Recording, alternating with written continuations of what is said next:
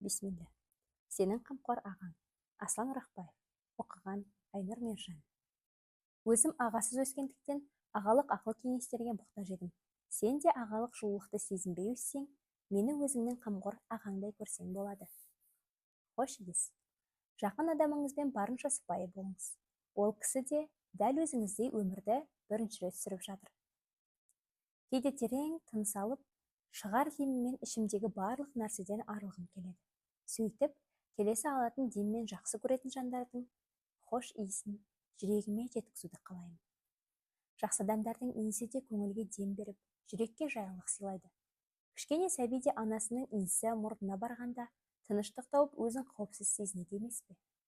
Сол себепті Жақып пайғамбар өзге ұлдары Жүсіптің киімі деп қанды матаны әкеліп бергенде, мен Жүсіп баламның иісін сезіп тұрған жоқпын деген еді. Өзіңізге жақын жандардың өзі ғана емес, иісі де өзіңіз үшін қаншалықты құнды екенін сезініп жатырсыз ба? Біз де кішкентай кезімізде анамыз бір жаққа кетіп, ол кісіні сағынғанда иісі сіңген киімін құшарлана иіскеген емес пе едік? Мүмкін анамыз да бізді оқуға шығарып салып, сарғая сағынғанда үйдегі киімдерімізді көзіне жас алып иіскеген болар. Жақсы адамдар, пікірің әрқашан өз ортаңда қабылданып, қандай жағдай болмасын арқаңнан қағып көз жасыңды сүртетін жандардың бар екенін, қаншама ауыртпашылық болса да, қолыңды бос қайтармайтын біреудің жанында жүргенін сезінуден артық нығмет бар ма? Әрқашан сен мен үшін қымбатсың деп сөзбен ғана емес, ісімен көрсете алатын, сенің қуанышыңды өзінікінен алдын қоятын жанмен бірге болудан артық керемет нәрсе жоқ. Жақыным, өзіңді сыйлап, қадіріңді білетін жандармен бірге бол. Тек солар ғана нағыз бақыттың нышаны бола алады. Егер бұндай сипаттары бар кісіні кездестірмесең, өзің сол секілді болуға тырыс. Сол кезде өзіңе ұқсас біреуге міндетті түрде жолығасың. Адамдар не дейді? Білесің бе, бірде бір кісі имам Ахмад ибн Хамбальдан кісілердің мінеу сөзінен қалай құтыламыз деп сұрайды. Сонда Ахмед ибн Хамбаль оған, оларға қалағанын бересің де, қарымта ештеңе алмайсың. Саған зияны тисе де, кесіріңді тигізбейсің. Мұқтаждарын өтеп, өз қажетіңді сұрамайсың. Міне, сонда ғана олардың әңгімесінен құтыласың деп жауап береді. Ойбай-ау, бұлай жасау қиын ғой деп әлгі кісі күңірене бергенде, Ахмад ибн Хамбаль, сөйтсең ғана жаның тыныш болады деп жауап қайырады. Жарқыным, байқайсың ба? Біз өзгелерден еш нәрсе дәметпейміз. Талап ететініміз бар болғаны өзгелердің біздің өмірімізге қол сұқпауы ғана. Бірақ бұндай ең қарапайым нәрселер де орындалмай жатады. Адамдар тіпті өз-өзіңмен оңаша қалуға да мұрсат бермейді. Неге екенін білесің бе? Өйткені олар өз өмірлерін сүрудің орнына біздің өмірді сүргісі келеді. Өздерін ұмытып, біздің тіршілігімізге араласады. Мұрындарының өз беттерінде екенін ұмытып, біздің өмірімізге толыға құмартады. Олардың жеке кеңістігімізге кіріп кеткені сондай, кейде сен не істесем оларды разы қыламын, қайтсем олардың сөзінен құтылам деген ойларға тап боласың. Жақыным-ау, сен бәрібір олардың көңілінен шыға алмайсың.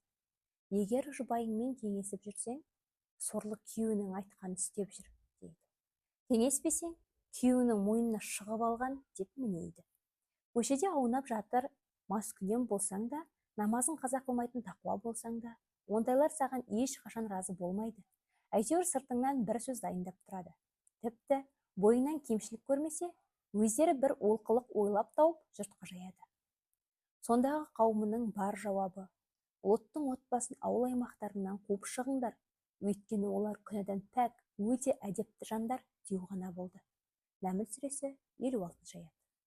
Лот пайғамбарды қауымын туралыққа шақырып дұрыс бағытқа бастағанда, қауымының оған айтқан сөзі осы еді. Оның күнәсіз қасиетінің өзін кінә деп есептеп, жақсылығын бұрыс санаған. Ал сен болсаң, әлі күнге дейін басқаларды разы қылудың жолын іздеп жүрсің. Қадірлім-ау, ондайлардан құтыла алмайсың. Оларды өз жайына қалдыр да, өз өміріңді өзің сүр. Құлдық, азаттық. Тақуалық дегеніміз еш нәрсеге иелік етпеуің емес, керісінше, саған еш нәрсенің иелік етпеуі. Қаншалықты жаратқанға құл бола білсең, соншалықты азат тұлғаға айналасың.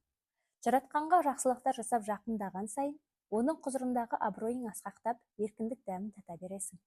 Ал керісінше, Жаратқаннан алыстаған сайын басқа нәрселерге жақындап, соңында кіріптар болып, құлына айналасың. Біреуге құл болу үшін оған бас иіп сәжде етудің қажеті жоқ.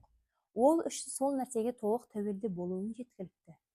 Қазіргі күні өзін атеист санайтын кісілердің өзі шын мәнінде мансапқа, атақ-абыройға, материалдық құндылықтарға сыйынады.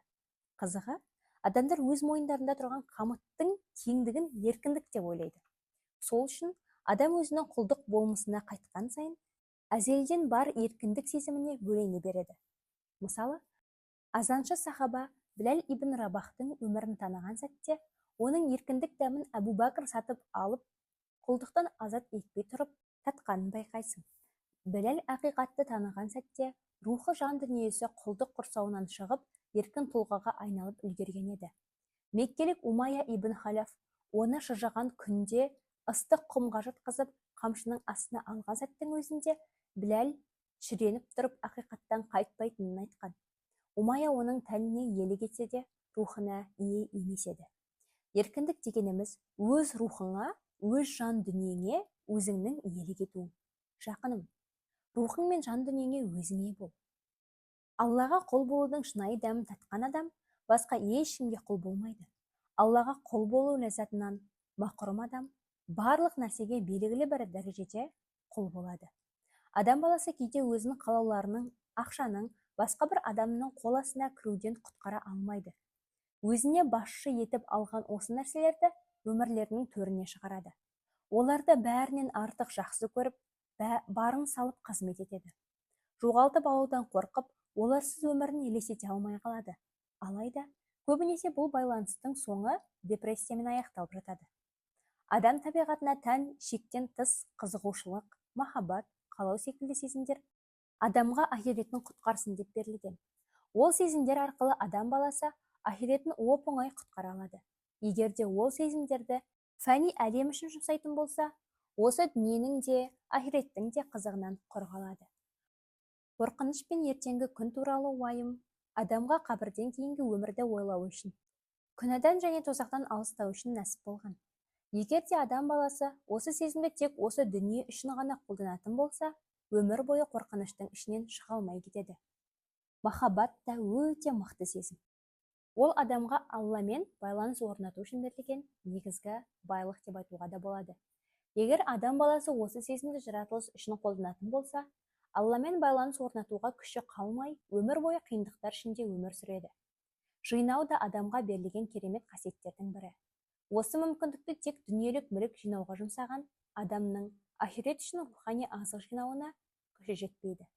Сол жинаған дүниелік байлығы оны тастап кеткенде, қайта тұра алмастай жығылады. Қырсықтық та қуатты сезім. Бұл негізінде адамға дұрыс жолдан айырылмау үшін берілген. Қырсықтығын ислам негіздері үшін жұмсаған адамға екі дүниенің де бақыты нәсіп болады. Бұл сезімдер сырттай қатал көрінсе де, оларды жоюға тырыспау керек. Өйткені тұла бойымыздағы сезімдер энергия. Тек оларды дұрыс бағытқа бұрып, негізгі мақсаттар үшін қолдану керек.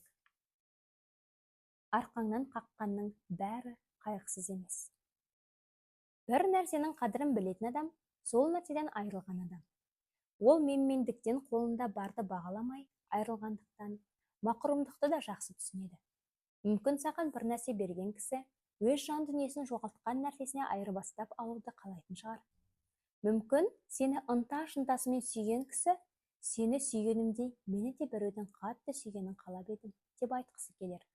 Жақыным, сені жұбатқанның бәрі уайым қайғысыз емес. Мүмкін ол кісі жабырқағанда өзін жұбатар біреуге зар болатын шығар. Саған қол ұшын берген кісі де мұқтаж болғанында өзіне көмектесер біреуді таппай қалар. Арқаңнан қағып тұрып, үнсіз ғана іштей, мен адамдардың арқасынан қағып демеп жүрмін. Я Алла, өзің де мені демей көр, деген болуы да мүмкін. Жарқыным, бұл өмір қатыгез. Әркімнің ешкім білмейтін өз күресі бар. Шынайы боп көрінген күлкілердің артында ауыр терең жыралар бар. Нығмет соңында мақұрымдар бар. Рухтасым, адамдардан ешкімге көрінбейтін нәрселерді де көруді үйрен. Ауру Алланың сыйы. Жаратқан бізге өз сыйлықтарын біз түсінбейтін жолдармен жібергендіктен, ойымыз тар, көз қарасымыз шектеулі болғандықтан білмей жатамыз. Қашан түсінігің түзуленіп, әлемге көкірек көзіңмен қарай алсаң, жаратқанның сен үшін өзіңнен гөрі мейірімді жанашыр екенін байқайсың. Абдулла ибн Аббас шәкірті Ата ибн Әбу Рабахтан «Саған жәннаттық әйел жайлы айтайын ба?» деп пайғамбарымыздың басынан өткен мына оқиғасымен бөліскен. Бірде пайғамбарымызға бір әйел кісі келді де: «Уа Алланың елшісі, менің қояншығым ұстап талып қала беремін. Сонда менің әуретім ашылып қалады. Аллаға мен үшін дұға етсеңіз», деді. Пайғамбарымыз: «Сабыр сақтасаң, саған жұмақ нәсіп болады. Қаласаң, сен үшін Аллаға дұға етіп, шипа сұрайын», деді. Әлгі әйел: «Сабыр сақтаймын, бірақ әуретім ашылып қала береді. Олай болса, әуретім ашылмасын деп, Аллаға дұға етіңізші», дейді. Пайғамбарымыз оған дұға етеді: «Жақыным, ауруда жатқан сенің бір екен. Алла пендені күнәдан тазартып, кешіру үшін сынайды. Ол кешірімге өзіңнің құлшылық ғибадаттарыңмен жетуің мүмкін емес. Сонда жүрегіңе мейірім орнықтыру үшін сені ауру арқылы сынаққа салады. Көзіңе дүниенің ақиқат бейнесін көрсететін сынаққа түскен сәт өзің үшін ең пайдалы сәттердің бірі екенін білсең ғой. Жаратқан сені өзіне жақындату үшін бәле жала жібереді. Сен жәннат үшін жаратылған боларсың. Өз ғибадат құлшылығыңмен ондай дәрежеге жете алмайтындықтан Алла тағала сені қиындықтарға кезіктіруі мүмкін. Сен одан ұзақтап бара жатқандықтан сені өзіне қайтару үшін ауыртпашылықтар арттыру да ғажап емес. Әдістің әдемілігіне назар аударшы. Алла сенің жүрегіңе қалай жол тауып жатыр. Кешігуді күту. Сынақ созылса, бұлқан-талқан болма. Шығар жол таппай, үмітіңді үзбе. Егер олай етсең, жаратқанға бір жарарың үшін ғана сенгендей боп қаласың. Ондайлар жаратқан қалағанын берсе разы болады да, бермей қойса лағынет айтады. Жақыным, бәрі жаратқан заңымен жүреді. Әрбір нәрсе біз білмейтін өз уақытында жүзеге асады. Әрбір нәпсіміз қалаған сәтте орындалмаған істе біз білмейтін жақсылық болары сөзсіз. Жағымсыз жайтқа тап болсаң да, кеудеңді тек тыныштықпен ұстамдылық кернесін. Жақыным, кейде үміттерің орындалмай, қалағандарың кешігіп жатады. Себебі сен әлі оларды алып жүруге дайын емес болуың не? Жүрегіңе тек жаратқанға иек арту деген түсінік орнықпаған болуы, я өзіңнің бойындағы жаман әдет қылықтан арылмаған болуың мүмкін. Сондықтан да жаратқан әуелі сен тараптан қимыл әрекет болуын қалап, содан кейін сен қалағанды өзі бергісі келген болар. Жаратқан жайлы тек жақсылық ойла. Сараң адам. Баяғыда әжем көзім ұйқыға кеткенше басымнан сипап жататын. Әр түні керемет қиссалар айтып беретін. Бірде досынан қарыз сұрап барған бір кісі жайлы аңызға көшті. Біреу досынан қарыз сұрап барса, досы өзінің де жағдайы мәз емес екенін айтып, басқа бір кісіге сілтеп, содан сұрап көр, бір берсе, сол бере алады, дейді. Досы әлгі жанның үйіне қарыз сұрауға келсе, ол кісі ауырып қалған қойын емдеп жатыр екен. Малы көп болса да, бір қой үшін осынша бәйек болып жатқан, бұл мені жарылқай ма, нағыз сараң екен деп артқа қайтып кетеді. Досына қайта келіп көргенін айтады. Досы қайта сол адамға сілтейді. Екінші рет келсе, балаларына өздері диірменге тасыған уақытта қаптан түсіп қалған бидай дәндерін теріп келуін бұйырып жатқанын құлағы шалып, шашылған дәнге бола осылай тарынған адам нағыз сараңның өзі екен деп қажетін сұрамай тағы қайтып кетеді. Досына көргенін айтып келгенде, досы қайтадан сол сараң кісіге жұмсайды. Үшінші рет қарыз сұрауға келгенде, қыздарына майдың көп кетпеу үшін майшамды басып қоюын айтып жатқан естіп қалады. Шынымен де ол кісіні сараң деген ойға беріліп тұрғанда, әлгі кісі үйінің есігін ашып қалады да, алдында тұрған жігіттің өзін көріп, не мақсатпен келгенін сұрайды. Сонда жігіт былай дейді: шынымды айтайын, қажеттілікпен келіп тұрмын. Досыма барсам, оның да жағдайы менікіндей екен. Көмек береді деп саған сілтеді. Осымен үшінші рет есігіңнің алдына келіп тұрмын. Әуелі келгенімде қойды емдеп жатқаныңды көріп, малы көп бола тұра бір қойға күні қарап қалғандай, оныкі не жөн екен деп кеттім. Екінші келгенде балаларыңа бұйырғаныңды естіп, нағыз сараң деп мінеп кері қайттым. Міне, үшінші келгенімде қыздарыңа айтқаныңды құлағым шалып қалды. Үш рет келдім, үшеуінде де тек сараңның қылығын жасадың. Не үшін? Сонда тосыннан келген қонағына күліп қарап былай жауап береді: ешкі алдын қуатты еді, сүтін көп сауып іштік те, әлсіреп аяғында тұра алмайтын халге жетті.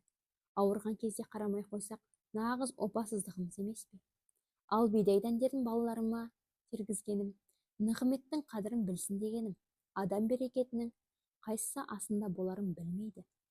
Ал қыздарыма айтып жатқаным, оларды тәрбиелеп үнемділікке үйреткенім. Олар қонақ адамдар, кімге жар боларын білмейсің. Мен тоқ болсам да, барған жері жоқ болуы мүмкін. Сондықтан оларды өмірге дайындағаным ғой. Әлгі қарыз сұрауға барған кісі үй иесінен кешірім сұрайды. Үй иесі оның қажетін шығарып, сұраған қарызын береді. Жақыным, осы ертегіден бұрыннан түсінгенім, тектілікке жеңілдікпен қол жеткізе алмайсың. Әрбір іске сырттай алыстан баға беруге болмайды. Аңыздағы оқиғаға назар салшы. Қойға құр қарамаған адам тірі жан адамына жай қарайды деп ойладың ба? Жақыным, кейбір кішкене нәрселер үлкен өмірдің қыр-сырын ашып береді. Болмашы деп бағалаған елеусіз нәрселер әп-сәтте елең еткізуі әбден мүмкін. Бірақ сол нәрселерге жақсылап үңіліп, парасат көзімен назар салар болсаң, адамдардың қасындағы нәрселерін жақсы көре алмайтынын түсінесің. Алланың алғаны, бергені. Айырылысуды оңай деп ойлама. Егер ол оңай болғанда, Хадиша анамыз дүние салған жыл қайғы жылы деп аталмас еді.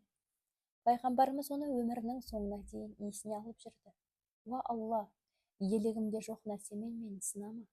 Пайғамбарымыз жүрегіне ишарат етіп осылай дұға ететін. Қайғы жұтып отырғандарға көңіл айтатын. Жақыным, жолаушысы жоқ ескі аялдамадай бүгін сен жалғызсың. Тұр да, дәрет алып, 2 рекағат намаз оқы. Қолыңды кеудеңе қойып, жүрегім, я Алла деп айт. Ойыңа Алланың, оған қорықпа деп айттық деген сөз ғана оралсын. Барлық істі Аллаға қалдыр. Ол сенен нені алса, хикметі бар. Ол саған өзіңнен гөрі жанашыр. Сені сергелдеңге салса да, Алланың тағдыры хайырлы. Өз-өзіңді ұстап бекем бол. Өзіңді арқа сүйер деп білетіндер жайлы ойландың ба? Көбісі сынаққа шыдамай, бүгіле салуды ойлап жүруі мүмкін. Бірақ сенің бекемдігіңді көрген сәтте, оларда бекемдік пайда болады. Олар саған сенім көзімен қарайды. Жан дүниесі мен рухтарын аманат қып тапсырғандар саған жеңіл соқпаса да, сен үшін бәрі оңай деп ойлайды. Жарқыным, сабырлықта көркем үлгі көрсет. Кейде Алладан шынайы сұрасаң да, оны бермеуі сені уайымға батыруы мүмкін. Сол сәтте тура бір тәтті кәмпитті көргенде алғысы кеп жылаған кішкентай балаға ұқсайсың. Ал анасы оның құрамында бала ағзасына зиян заттар болғандықтан алып бергісі келмейді. Алланың бермеуі де осы сияқты болуы мүмкін ғой. Оның бермеуінің өзі де біз үшін сыйлық. Өзің үшін қымбат заттан айырылып, қайғыға батуың да мүмкін. Білмейсің ғой. Мүмкін Алла саған беру үшін сендегіні алған шығар. Кәһф сүресіндегі оқиға есіңде ме? Қызыр пайғамбар алдынан кезіккен баланы өлтіреді. Қасындағы Мұса пайғамбар мұның мәнісіне жете алмай қалады. Оның хикметі сосын белгілі болады. Алла біздің сенімімізді сақтау үшін дүниедегіні қолымыздағыны алады. Қадірлім, Алла әрбір істі біздің ойымызға келмейтін хикметпен, әрі рақыммен орындайды. Ал біз ойымыз шектеулі болғандықтан, сол істердің бір шетін ғана көріп байқай аламыз. Алла бәрін біледі, бізге құпия барлық тарапты бақылай алады. Егер сен Кәһф сүресіндегі қайғы тесіліп қалған міскіндермен болғанда, бұлардың не жазығы бар, кейде екендігі жетпей ме деп айтар едің. Олармен тағы біраз болғаныңда, залым патшаның флоты басқалардың қайықтарын тартып алып жатқанына куә боларсың. Міне сонда ғана сен Алланың рақымын сезінер едің. Үлкен нәрселерден құтылу үшін кішкентай заттармен сынайтын Алла неткен ұлық. Жақыным, өзіңе үңіліп іс-әрекетіңді түзе. Анаңның жатырында жатқанда, рызығыңды саған жеткізген кім, ұмыттың ба? Емізулі болғанда, анаңның мейірімін саған үйіп төккен кім? Тура бір құл мен күң сияқты күн түн демей, еш кіжінбестен мәпелеген кім? Сүйгенін жесін, қарны тоқ болсын деп алдына қойылған ыстық нанды өзіңе үзіп берген кім? Сені өз жүректерінің бір бөлшегіне айналдырып, Керек болса өз иттерін кесіп беруге даяр болған кім? Ал осы аталмыш мейірімдердің баршасын үстіңе үйіп төгіп қойған кім? Ол әрине Алла емес пе? Алла саған мұқтаж емес, бірақ мейірімділік көрсетуін тоқтатпайды. Алла саған мұқтаж емес, бірақ сені өзіне шақырады. Осының бәрін ұмытып тағдырында өзің қаламаған нәрсе болса, күңкілдеп, аһлеп-уһлеп шыға келетініңе таң бар. Тым болмаса, уақыт өтуін күтсеңші. Алла шыңдау үшін сынайды. Бір нәрсені бізден басқа нәрсе хайырлы болған үшін алып қояды. Бақытқа алғашқы қадам. Жақыным, бақыт жайлы сұрап, оған қашан жетемін дейсің. Саған айтайын, бақыт деген жететін, не тоқтайтын аялдама емес. Ол жүретін даңғыл жол. Егер әлемге көзқарасыңды өзгертсең, әлемді басқа қырынан көресің. Бақытты өзіңнен тысқары әлемнен іздесең, оны өмір бойы таба алмай өтесің. Бақытты жүрегіңнен, өзіңнен іздегенде, жоғалтқанын тапқан адамдай оңай қол жеткізесің. Бақыт біреуде емес, өзіңде. Дұрыс, бұл әлемде жалғыз өмір сүре алмайсың. Адамның күні адаммен. Өмірде болатын әртүрлі дауылдарда жығылып қала берме. Жарқыным, өзіңе сенімді болсаң, адамдардың еңкеюі саған зиян бермейді. Сен еңкейсең, олардың мықтылығы саған пайда бермейді. Өз-өзіңді құрметтеу, адамдық іс, оның басқаларға қатысы жоқ. Осыларды білсең, бақытқа қарай алғашқы қадамды тастағаның. Досым, көре алмаушы болма. Көре алмаушылық басқалардың басына емес, бірінші өзіңнің басыңа бәле әкеледі. Әрқашан өзіңнің қолыңдағы барыңа қара, назар сал. Қараған сайын арта бергенін байқайсың. Басқалардың қолындағы қарама, оларға қараған сайын өзіңнің қолыңдағы бардың қадірі қашып, азая береді. Бақыт қанағатшылдықта. Қанағатшыл бол, бақытқа кенелесің. Қымбаттым, өткенге өкінбе, одан тек сабақ ал. Өткен нәрсеге сені өзімен бірге алып кетуіне мұрша берме. Сені тастап кеткенге, сені қайта тастап кетуге мүмкіндік берме. Өмірдің әрбір соққысына сені шыңдағаны үшін қарыздарсың. Әрбір алдағаныңа сені артық сенімге берілмеуге үйреткені үшін қарыздарсың. Бірақ оңай ма? Осының бәрі саған қайта жаңадан аяққа тұрып, әрі қарай жылжуды үйретті. Өмірдің өткен парақтарын жауып қою, оны ұмыту дегенді білдірмейді. Өмірдің өткен парақтарын жауып қою, оның бізге әсер ете алмауы үшін ғана. Міне, осы нағыз бақыт. Өткен парақтарды жауып таста. Ардақтым, әрбір нәрсеге сынып қала берме. Әрбір сүрінгеніңе жылап, кішкентай бала сияқты шағымдана берме. Бекем бол. Әрбір сүрінгеннен кейін қайта көтерілуді үйрен. Өмірдегі қиындықтарды сені сындыруға шамасы келмеген қиын күндерден қалған естелік деп қабылда. Бақыт ұстамдылықта. Ұстамды бол. Жарқыным, бақыт деген адам жасай алмайтын нәрселерді жасау емес. Кішкентай нәрселерді жасап бақытты болуға болады. Дәмін сезсең, ата-анаңды разы етуде бақыт. Егер үңілсең, күнәға истиғфар айтуда бақыт. Ғибадатпен өмір сүруді үйренсең, ол да бақыт. Біреудің көз жасын сүртуде, біреудің өмірге деген ойын өзгертуде, біреуге көмектесіп қол созуда бақыт. Ол әдеттен тыс керемет құбылыс емес. Бақыт деген кішкентай нәрсенің өзін сүйіспеншілікпен, махаббатпен атқару. Досым, кейде өмірде бір нәрсені ұстап қалудан көрі, сол нәрсені қолдан шығарып алу үлкен күшті қажет етеді. Бір нәрселерді жоғалтып алудан қорқамыз. Себебі, онсыз қалай өмір сүретініміз бізге беймәлім. Бірақ маған сенсең, қашан қолыңды бір сілтеуге шешім қабылдап, солай жасасаң, алдын сезбеген күштілікті сезесің. Сен нағыз бақытты таппаймын деп ойлаған едің. Қазір оны тауып отырсың. Себебі сен өзіңді таптың. Менің адамым. Өміріңде өз жүрегіңе жақын адамның алдыңнан шығуынан артық керемет нәрсе жоқ. Білемін. Сен дос іздегенде, ол саған дос бола алады. Сен сүйеніш іздегенде, ол саған сүйеніш бола алады. Сен сая іздегенде, ол саған сая бола алады.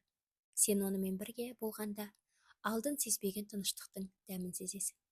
Жақыным, Біз өзіміз іздейтін адамдардың қадірін, олардың көңілін қалдырғанда ғана сезінеміз. Ондай адам еш күмәнсіз өмірдің сыйы, тағдырдың саған жазғаны. Ондай адам тура бір өмірдің саған жасағандары үшін кешірім хаттай алдыңнан шығып қалады. Бірақ мен де білемін, қанша ол адам менікі деп бар күшіңмен ұмтылғаныңмен, оған сенен бұрын басқа біреу жетіп қойған болады. Біреудің жүрегінде болып, бірақ оның өмірінде саған орын табылмауы ең аянышты жағдай. Жақыным, одан да аяныштысы біреудің сенің жүрегіңде өмір сүруі. Тура бір сен ортада ілініп қалғандайсың. Не ұша алмайсың, не артқа бұрыла алмайсың. Кейде суға кеткен адамдай бар күшіңмен одан ұстап қалғың келеді. Кейде басқа біреудің оған арқа сүйегенін байқайсың да, оны жібере салғың келеді. Сен оны ұстаған да жоқсың, жіберген де емессің. Бар болғаны екі ортада тұрған біреусің. Онымен бірге болудан да, одан ажырап қалудан да қорқасың. Кейде өзіңді оған жақын сезінесің. Кейде өзіңді одан ұзақ сезінгенің соншалықты, сен басқа планетада, ол басқа ғаламшарда сияқты боласың. Сонда ол сияқты сені ешкім қуанта алмайтынына да, ол сияқты ешкім ренжете алмайтынына да куә боласың. Жақын деп білгеніңе жету үшін бір қабырғаны бұзсаң, алдыңнан мыңы шыға келеді. Мүмкін саған соңғы межеге бірден секіру керек шығар. Кейде сол межеге жақындап қалғаныңда, оның сағым екені белгілі болып, нақты меженің өте алыс екенін байқайсың. Жақыным, тұр да дәрет алып, 2 рекат намаз оқы. Қолыңды кеудеңе қойып тұрып, уа Алла, мына жүрегім сенің қолыңда. Оны баса ауған жаққа жүретін кезбеге айналдырма. Көкірек көзімді аш, ишаратыңды маған түсінікті ет. Оны өзің туралыққа баста. Туралық иесі жалғыз өзіңсің, деп айт. Сырласым, сені жақсы көрген кісі сабырыңды сынай бермейді. Сондықтан да сені кетуге итермелеп жүрген адамдар шынымен де сенің кетіп қалғаныңды қалайтын адамдар. Бірақ адамдар өздері бірінші боп кетіп қалғысы келмейді. Әрдайым тек сенің қолыңа қайшы ұстатады. Арадағы болмашы байланысты үзде, азаттыққа қол жеткіз. Абыройыңмен кетіп қалу сүмелек боп жүруден жақсырақ, біле білсең. Абыройдан айырылсаң, өздігіңнен айырылғаның. Сенімен бірге күресіп жүргендер мен саған қарсы күресіп жүргендердің арасын ажыратып ал. Жақыным, кейде адам өзінің қаншалықты аңғал екенін сезінеді. Бірақ соңында өзіңнің орныңды біле алсаң, онда тұрған ештеңе жоқ. Кейде адам өзін әрекетсізбін деп ойлап жүргенде, өзінің қаншалықты әрекет жасағанын біледі. Бірақ соңында бұл нәрселерді өзің түсінсең, оқасы жоқ. Соңында ғапыл боп қалып кеткеннен қарағанда, бәрін түсінгенің ең жақсы нәрсе. Соңында адам қанағатқа жеткенде, әрі қарай дүниенің аяусыз майданына сүңгуге болмайды. Өзіңді таңдайтын уақыт әлде қашан болған. Досым, өзіңді таңда. Саған бірдеңе бергендерден үйрен. Біреуге бір нәрсе беру сенің бағаңды арттырады. Сүрінгенге демеу болу саған деген сенімді арттырады. Кішіпейілділікті түсінбейтін адамға кішірейе берме. Қадіріңді білмейтін адамға сүйеніш болма. Ол адам қашан сенсіз жүруге шамасы келсе, сені сындырып тастап кетеді. Өзін әрдайым бірінші қоятын адамға ешқашан сүйеніш болма. Сен оған қарай қадам тастағанда, саған қарай қадам тастайтын. Сен қол созғанда, саған қол созатын. Ол сенің қадіріңді білетін адамнан айырылма. Ондайлар сирек кездеседі. Олардан қол үзбе. Ал қалғандарға назарды аударма. Олар артық жүктен басқа ештеңе емес. Бауыр басып қалу. Бұрын өмірімде бір жанды кездестіріп, оған бауыр басып қалғанымда, бір күні кетіп қалмаса екен деген қорқынышпен жақсы көретін едім. Қазір ойлап қарасам, негізсіз болған қорқыныштар екен. Кеткісі келген адам сенің қорыққаныңа қарамастан кететінін түсінбеппін. Сен қанша жерден бауыр басып қалсаң да, қаншалықты жақсы көрсең де, саған лайықтысын таңдамайды, өзіне лайықты болғанды таңдайды. Жоғалтудан қорқып жақсы көрудің ешқандай мағынасы жоқ екен. Сен тек өзіңді шаршатумен, уайымның жетегінде кетумен өміріңді өткізесің. Бір кездері жоғалтудан қорқып, қатты жақсы көрген жүрек бір күні оны да өз еркімен жібереді. Енді мен жоғалтып алудан қорқатын нәрселерді тастаймын. Келеді ме, кетеді ме, оны өзіне қалдырамын. Кеткісі келетіндердің алдына тұрып, кетпеуі үшін барлығын жасайтын уақыттарды өткеннің еншісінде қалдырдым. Ендігі менде адамдарға деген тәуелділік жоқ. Өзі білсін деп жылы жауап қоя саламын. Мен тек оларды бағалағандықтан ғана олардың қателіктеріне көз жұмып келген екенімді енді түсініп жатырмын. Алғысы жоқ адамның өзін сүйікті санауы, онымен күресу ақылға қонымсыз екен. Мен енді өздерін мінсіз санайтын адамдармен өмірімді байланыстырмаймын. Бұрын жоғалтып алудан қорқатын нәрсені қатты ұстайтынмын. Енді оны босатамын. Махаббатты сұрап алмайсың. Махаббат деген көңіл бөлгенге көңіл бөлу, сұрағанды сұрау, асыққанға асау. Мен саған мұны біртіндеп жасап жатқаным жоқ. Сүйгендер арасында есеп болмайды. Бірақ саған айтарым, барлық нәрсені жұмсаудан бұрын, шынымен де өзіңнің сүйіктіге айналғаныңды біліп ал. Сезімдерді лайықсыз біреуге жұмсау, өзіңді кемсіту. Ал мен сенің кемсітілген болғаныңды емес, сүйікті болғаныңды қалаймын. Сезімдерді лайықсыз біреуге жұмсау, гүлді оқыс үйіндісіне еккенмен бірдей. Гүліңді қайда егетініңе назар аудар. Егер оған лайықты құнарлы топырақ тапсаң, әуелі ол жерді көз жанарыңның суымен суарып ал. Өзгелермен жарысу. Жақыным, саған кім өзгелермен жарысып өмір сүртеді? Өмір ұлы сапар, бірақ жарысу емес. Өз өміріңнен ләззат ал. Оны өзгелермен жарысатын ойын алаңы мен майданға айналдырма. Өмірде рұқсат етілген жалғыз нәрсе жақсылықта жарысу. Қалағаныңның бәрі пайдасыз, талас тартыстар мен мақсатсыз жүгіру ғана. Өзгенің қолындағы қызғана қарау улы жебе тәрізді. Оларға тимей тұрып өзіңнің жүрегіңді жаралайды. Сол үшін өзгенің жеңісіне өзіңдікіндей қуана біл. Өз-өзіңе қол соғып жатқандай, жеңгендерге де қол шапалақта. Өзгенің келелі келісімін өзіңдікіндей көр. Көршіңнің мансабына өзіңдікіндей қуан. Ардақтым, біз көбінесе жарыс деп атайтын нәрсе көре алмаушылықтан басқа ештеңе емес. Бірақ біз өзіміз оған кірісіп кеткіміз келгендіктен жарыс деп атап аламыз. Есіңде болсын, көре алмаушылық аспан әлемінде ең алғашқы жасалған күнә. Ібіліс адамға сәжде етуден бас тартып, айтқан бір уәжі, мен одан хайырлымын деу ғана болды. Сол сияқты көре алмаушылық жер бетінде де ең алғашқы жасалған күнә.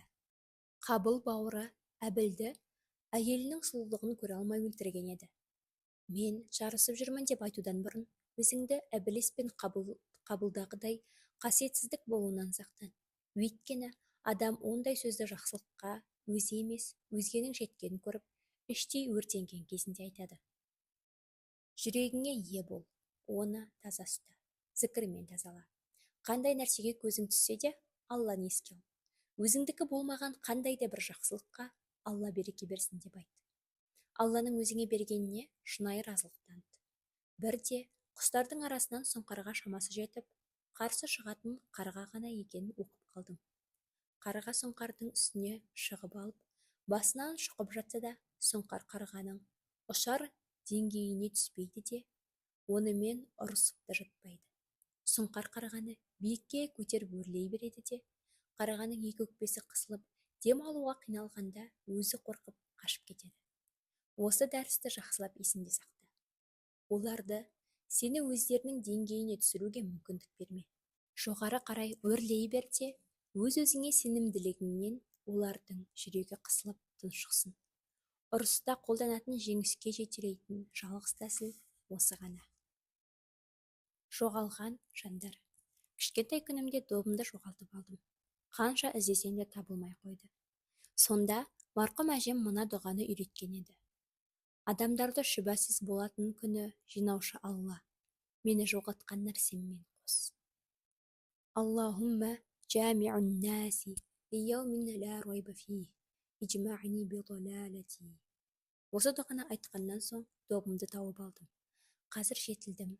Кейбір жоғалтқан нәрселерім жүрегіме сол добымнан да артық. іс салғанын сезіндім. Қазір қолымды жүрек тұсыма қойып, адамдарды шүбәсіз болатын күні жинаушы Алла, мені жоғалтқан нәрсеммен қос деп айтып отырмын. Мен жоғалтқандарға және мені жоғалтқандарға. Уа Алла, арамызды қос, олармен қайта қауыштыр деп тілеймін. Расында, сүйіспеншілігін жоғалтқан адам бәрін жоғалтады. Жарқыным, өзіңді жей берме. Алланың қалауымен жоғалтқан қайта оралады. Мұса пайғамбардың оқиғасы есіңде ме? Мұсаны Алла қалай өз анасына қайтарды? Баланың анасына қайта келуі үшін Алла оқиғаларды қалай реттеді? Мұса салынған себетті перғауынға жету үшін өзенге тербетті. Себет перғауынның әйелі Асияның қолына түсіп, Мұсаны өлімнен алып қалды. Басқа сүт аналардың бәрін Мұса жатырқап, ешкімнің ойына келмейтін түрде Алла Мұсаны анасына қайта жөнелтті. Қазір міне, мен де көп нәрсе жоғалттым. Мұсаның анасындай ішім елжірейді. Бірақ Алла жүрегіме сенім ұялатқан. Алланың қалауымен әйтеуір бір күні бәрі өз орнына қайтарына сенемін. Сырласым, еш көңіліңді түсірме. Шын жанашырлық соңында келеді. Жақыптың өзі ұлы Жүсіптен қалай көз жазып қалғанын есіңе түсір. Ол жағдай қандай қиындықтар алып келді. Тас жүрек бауырлар.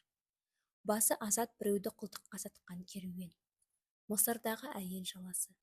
Зындандағы түс жору. Мысыр мырзасына айналу. Жақындармен бас қосу. Алла әділ. Ол сенің шынайы ниетіңді, тоқтаусыз іс-әрекеттеріңді көреді. Соған сай сыйыңды да ерте ме, кеш пе тарту етеді. Сөзіме сен. Адамдардың арасын жақындатып, алыстататын қашықтықтар емес, жүрек соның бәрін істейтін.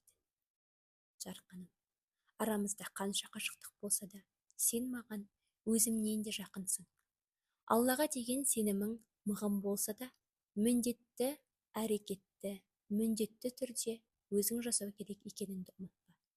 Әрекетсіз-ақ бәрі орындала берсе, шарасыз халде болса да, Мариямға құрманың діңін сілкі, үстіңе балғын құрма түседі, деп айтылмас еді. Ешқашан мойыма, алға қарай ұмтыл да, әрекетіңді жалғастыр. Жәннатыңа жақында. Жақыным, құр әншейін жылы сөздің көңіл кетігін бітей алмайтынын білемін. Електей шұрық тесігі көп жүрек жарасын кім жазалады? Жақсы көргеніңді жоғалту тағдырға бітсе не істей аласың? Бұдан бұлай біреуді ұнатсаң, жақсы көрмеуге тырыс. Сонда бәлкім қасыңда ұзағырақ қалар. Айырылған уақытта жұбаныш сөздің өзі де көңіл айтқан сөздей боп тиеді. Хадиша анамыз дүние салғанда, пайғамбарымыз дүниеге сыймай кетті. Алла кісі сүйіктісін жоғалтқанда қандай ауыр жағдайға түсетінін білгендіктен Миғраж оқиғасы орын алды. Алла пайғамбарға көңіл айту үшін оны аспанға алдырды. Сондықтан барлық жоғалтуды аза деп ойлама.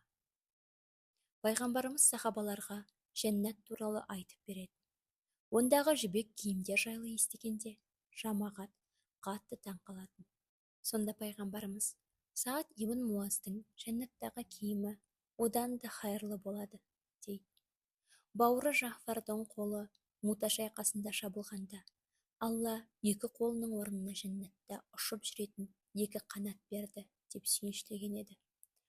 Ухуд шайқасында кішкентай баласынан айырылған отбасыға көңіл айтып жатып, балаларының жәннатта Ибрахим мен Сараның қамқорлығында екенін хабарлаған.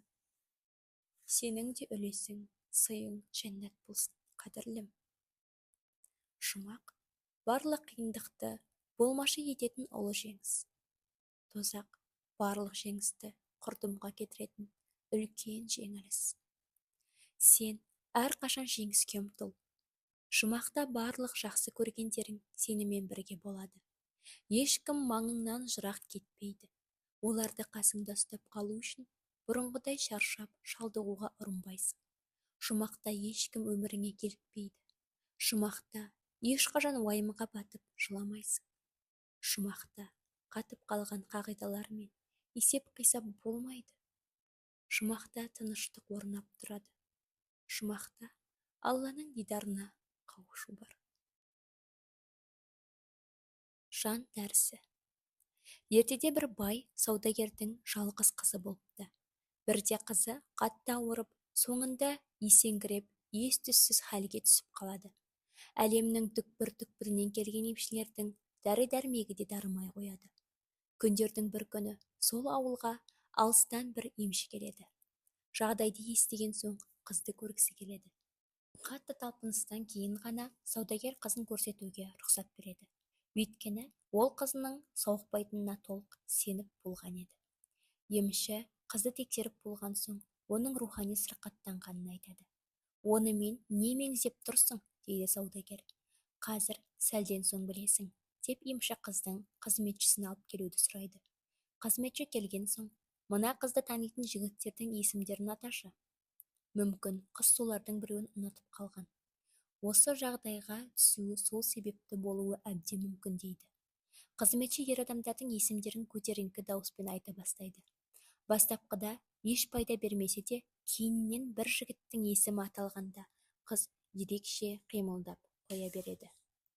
Аталған жігітті тездетіп алып келіңдер, деп емші тыпырлай жөнеледі. Сөйтсе, ол жігіт қаладағы ең бақыр кісілердің бірі екен. Қыз әкесі бәрібір ол жігітке тұрмысқа бермесін біліп, осы жағдайға түскен көрінеді. Кейін жігіт жақындаған сәтінде қызға жан бітіп, бұрынғы қалпына келген деседі. Жақсым, дәріханада сатылмайтын өзге дәрілер өте көп. Кейбіреулері бар. Олармен бір сәт отырып, ойға шомсаң, бойыңдағы бар аурудан айығасың. Кейбір қолдары бар. Оны ұстаған кезде кеудеңді басып тұрған бүкіл ауыртпалық сейіліп, жоғалып кетеді. Кейбір құшақтары бар. Басыңды қойып, жылынып алғаныңда, тұла бойыңды күш-қуатың артып, жан дүниең рахатқа бөленеді. Кейде жер бетінде ыстық құшақтан басқа тыныш жер жоқтай сезіліп кетеді. Тіпті кейбір құшақтар жан дүниеңе жаңа өмір сыйлайды. Кішкентай қыздың құшағына алып иіскеп, мауқын басқан әкедей, тура бір сағынған адамыңды құшақтап, өзің іздеп жүрген иісті тауып, жоғалтқан нәрсеңе қол жеткізгендей боласың. Жақыным, осы дәрілерді бағала. Дұрыс дұғаның сипаты. Менен Аллаға дұға етемін, сонда да осының бәрін Алла қалай өзгертпек деп сұрайсың. Саған айтайын, сенің міндетің тек дұға ету ғана. Ал қалай деу сенің міндетің де шаруаңда емес. Олай айту біздің өкілеттілігімізге жатпайды. Қалай деу себептерге байланысты болады, ал себептердің бәрі Алланың қолында. Сосын Аллаға налушы болма. Кейде адамның жағдайы қиындап, тарығып қалады. Кейде өз-өзіне мұғжиза бола қалса ғой, деп сыбырлайды. Сол үшін де дұға тек мұғжизаны жасай алатын Аллаға ғана жасалады. Ол үшін әуелі сен өзіңнің әлсіз, құдіретсіз екеніңді сезініп, жалғыз Алланың ғана күш-құдіретке ие екенін жан-тәніңмен сезінуің керек. Сосын өз-өзіңді ұмытарлық деңгейде дұға етесің. Аллаға шынайы беріліп дұға ет, міндетті түрде қабыл болады. Жай ғана тәжірибе жасап көрейін деп ойлап, дұғаға немқұрайлы қарама. Әуелі ынта-шынтаңмен сен, сосын нәтижесін күт. Егер нәтиже себептерге байланып тұр деп ойласаң, Алла сені себептерге байлап қояды да, нәтижені содан күтіп жүресің. Ал егер нәтиженің бәрі жалғыз Алланың қолында екендігін түсініп, сезінсең, ойыңа келмеген нәтижелерге қол жеткізесің. Досым, Алланың дұғаны қабыл алуы жасырын жүреді. Сол үшін де қабыл болу процесін көруің шарт емес. Жүсіп пайғамбар зұлымдыққа душар боп зынданға тасталғанда, Алла найзағай ойнатып, зындан қабырғасын құлатып, оны шығарып алуға шамасы жететін еді. Егер солай болғанда, Жүсіпке жабылған жала адамдар арасында сол жала боп қала беретін еді. Бірақ Алла оның азаттыққа шығуымен қатар жаладан да құтылуын қалады. Бір түнде патшаға түс көрсетіп, Жүсіпке қажеттілік туындатты. Жүсіпті түсті жоруға шақырғанда, Жүсіп әуелі өзінің адалдығын жариялап, ақталуын талап етті. Себептерді ұстанбас бұрын осы жағдайларды есіңе ал. Кім арманның бір түнде бар жерді кезіп, барлығын өзгертіп жіберуіне сенеді? Досым, барлық нәрсені Аллаға тапсыр да, мұғжизаттар жайлы ойла. Күнәһарлардың дұғасы қабыл ма? Өмір жолымда көптеген қателіктер мен күнәлар жасадым. Әлде сүрінетін кездерім болады. Алайда күнде Аллаға дұға жасаймын, сұраймын. Алла тағала, мен күнәһар болсам да, дұғамды қабыл етеді ме? Кейбір адамдар күнә дұғаның қабыл болуына кедергі деп айтады. Не істейін? Дұға жасамай-ақ қояйын ба? Немесе Құдайдың рахметінен үміт үзбей дұға жасауды жалғастыра берейін бе? Деген сауалдарды қояды. Алла тағалаға бойұсыну дұғалардың қабыл болмауына себепкер нәрселердің бірі екендігінде күмән жоқ. Себебі Алла тағала былай дейді: егер құлдарым сенен мен туралы сұраса, мен оларға өте жақынмын. Маған жалбарынып дұға еткеннің дұғасын жауапсыз қалдырмаймын. Ендеше олар да менің үндеуіме оңды жауап берсін. Маған тиісінше иман келтіріп, соның арқасында кемелдену жолына түссін. Алайда сол сияқты күнәһарлардың да дұғасы қабыл. Себебі ол да Аллаға иман етіп, Алладан басқа Құдай жоқ, Мұхаммед оның елшісі деп куәлік қылған. Бауырым, күнәларың мен қателіктеріңе қарамастан, Алланың разылығына қол жеткізуге тырыс. Аллаға ықыласпен дұғамды қабыл етеді деген сеніммен қолыңды жайып, көз жасыңды төгіп дұға ет. Алла неліктен сенің дұғаңды қабыл етпесін? Алла тағаланың өзіңе дұға еткен қысылған жанның дұға тілегін қабыл алып, оны басына түскен ауыртпалықтан құтқаратын кім деген сөзін ұмытпа. Сен еш күмәнданбай, кешірім сұрап тәубе етіп, дұға жасауды жалғастыра бер. Алла тағала кәпірдің де дұғасын қабыл етеді. Ендеше, не үшін мұсылманның дұғасын қабыл алмау керек? Кейде әлсіздігіңнен қателесіп, шалыс басасың. Себебі біз періште емеспіз, пендеміз. Солай емес пе? Кейін Алладан барлық күнәларың үшін, тіпті күнәларың қайталанса да кешірім сұрап, шынайы тәубе етсең, дұғаларың Аллаға жетеді. Алла тағала барлығын естуші, көруші, білуші, кешіруші. Егер сен бұл туралы ойланып жүрген болсаң, демек менің жазған бұл ойымды оқуың кездейсоқ бола салған нәрсе емес. Мүмкін жүрегіңді жұбататын нәрсе таппаған шығарсың. Алла тағала мені осы ойды жазуға шабыттандырып, саған оның жақын екендігін, оған ықыласпен дұға жасауыңды жеткізгісі келген болуы мүмкін. Дұғаның қабыл болмауы сынақ па? Мен Аллаға күн сайын дұға етіп, кешірім сұрап жалбарынамын. Жақсы амалдар жасаймын, садақа беремін. Барлық нәрседе Алладан жәрдем сұраймын. Бірақ дұғаларым қабыл болмай жатыр. Алла тағала не үшін менің дұғаларымды қабыл қылмай жатыр дейсің? Дұғаңның қабыл болуында асығыстық жасамау, діннің жоғары дәрежесі мен ұлы ұстанымы. 100% сеніммен сенің дұғаңды қабыл ететін тек жалғыз құдіретті Алла екеніне сеніп, сені еститініне, сенің ісіңді реттейтініне сену. Ол сені оған қайту үшін сынайды. Себебі ол сені жақсы көреді. Біріншісі, дұғаңның қабыл болуы. Алланың уәдесіне деген сенің сеніміңнің сынағы. Аллаға деген шынайылығың мен барлық нәрселерді әлемдердің Раббысына сеніп тапсыруыңдағы ықыласыңның сынағы. Екінші, кейде дұға сенің Раббыңмен болған жағдайыңды қарап шығуың үшін, өзіңді есепке алып, Аллаға қайтуың үшін кешігеді. Сол кезде өзіңнің қателіктерің мен олқылықтарыңды түзейсің. Үшінші, кейде дұғаңның кешуі себебі барлық себептерден арылуың үшін болады. Сенің сұрағыңды тек Алладан басқа ешкім орындай алмайтындығына көзіңді жеткізу үшін, сенің ешқандай амалы қалмаған, жаны қысылған сипатыңа тиесілі болуың үшін кешігеді. Бәрі Алланың қалауында, құзыретінде деген сеніміңнің толық берік орнауы үшін кешігеді.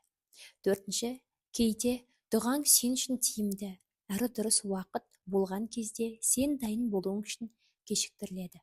Алла тағала саған қолайлы уақытта қалағаныңның бәрін беру үшін жағдайлар мен себептерді дайындап қояды. Бәлкім Алла сенің дұғаңды кешіктірген кезде сен ойлағаннан да жақсы болғанын қалаған шығар. Себептердің иесімен бол. Мүмкін қазір Алла менің ақымды қалай қайтарады деп өзіңнен сұрарсың. Мүмкін қатты ашудан Алла менің ақымды қалай алады екен деп айтарсың. Қазір тек себептерді ғана ойлап, көріп тұрғандығыңнан барлық нәрсе саған ауыр, қиын боп сезіледі. Жақыным, жағдайының ауырлап кеткенін ойлама. Өзің Дұға қып жатқан Раббыңның құдіреттілігі жайлы ойла. Қашаннан бері Алладан қалай деген сауалды сұраймыз. Қалай болуы Алланың қолында. Біздің міндетіміз шынайы көңілмен дұға ету ғана. Өмір майданының қалай реттелетініне, қандай нәрселерді қару ретінде қолдануымыз Алланың ісі. Құдіретті Алла бәрін хикметімен реттейді. Нұх пайғамбар, мен жеңілдім, өзің көмектес, деп қолын көкке жайғанда, адамдар Алланың жазасы ойға келмейтіндей ауыр болады деп ойлаған жоқ еді. Аспан мен жердегі ешкім күрес алаңындағы Нұхтың қаруы су болады деп ойлаған емес. Ақырында аспан бар суын төгіп, жер бар суын шығарып, тіпті су жетпейтіндей биік құрлық атаулының бәрін су алып, бір сәт мұхит түбіне айналды емес пе? Алланың жазасынан өзінен басқа кім арашалай алар еді? Досым, сен Намрудтың заманында өмір сүрсең, оның адамдарды өзіне сәжде етуге бұйырғанын, Ибрахиммен таласып, мен де өлтіріп тірілтемін деген көрер едің. Осыны елестете отырып, Алла қалай жағдайды өзгертіп жіберді екен? Ол майдан үшін қандай құрал таңдады екен деген ойға шомасың. Алла оған өз әскерінің бірін жіберді. Кішкентай ғана әскер, көзге де көріне қоймайды. Шіркей. Бір ғана шіркей, мұрнынан кіріп, бас қуысында орнығып алып еді, жаны тек өзіне сәжде еткендердің аяқ киімімен басын ұрған кезде жай табатын жағдайға жетті. Осындай ойда жоқ ерекше жағдайлар арқылы Алла бәрін реттейді. Ибрахимнің отқа лақтырылғанын көріп, Алла отты өшіру үшін аспаннан жауын жаудырар. От өзінен жанып жатқан дүние ғой деп ойларсың. Одан басқа жолда жоқ сияқты. Бірақ от өз-өзінен емес, Алланың қалауымен жанып жатқан дүние еді. Алла оны өшірген де жоқ. Жай ғана Ибрахимге салқын, қатерсіз бол деп еді, бола қалды. Алла қаласа заттардың қасиетін де өзгертіп жібереді. Өткір пышақ Исмайылдың тамағына тартылғанда өтпес темірге айналды. Жыртқыш балық жүністі жұтып қойса да жеп қойған жоқ. Болмыстағы бар нәрсе Алланың әмірімен орындалады. Себептерге назар аударып, алданып қалма.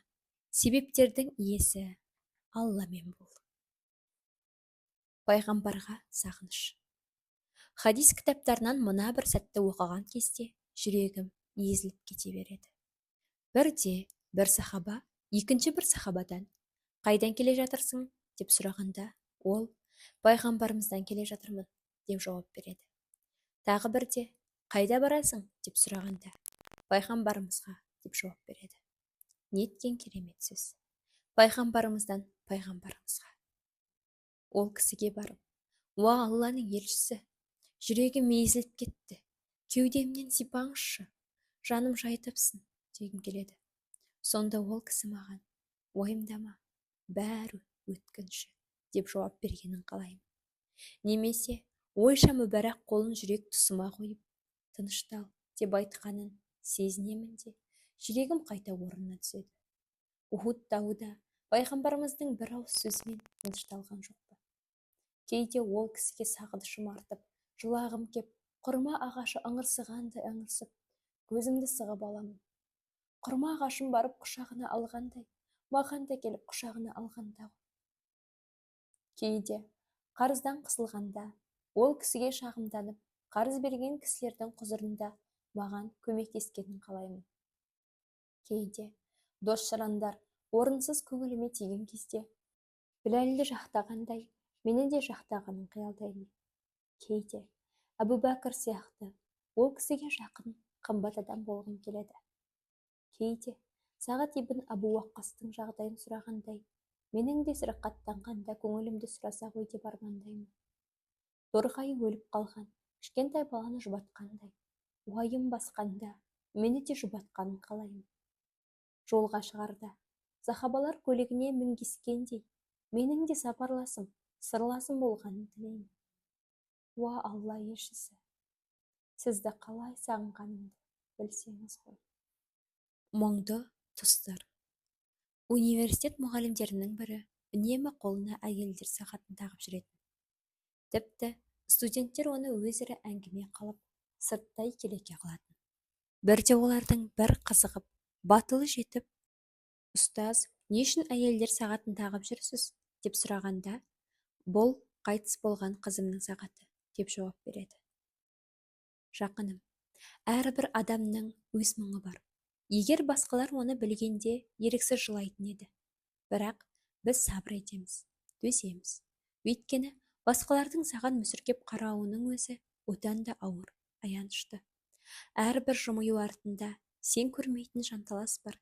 Егер сол жанталасты көргенде, мыналар жылаудың орнына неге күліп жүр деп таңғалар едік. Досым, адамдар тау тәрізді. Барлық бейнесі көріне бермейді. Көрінбейтін жасырын тұрған бөлігі сен көріп тұрған бөліктен де үлкен. Геолог ғалымдар таудың біз көріп тұрған 1/3 бөлігі ғана. Қалғаны жер астында тереңде дейді.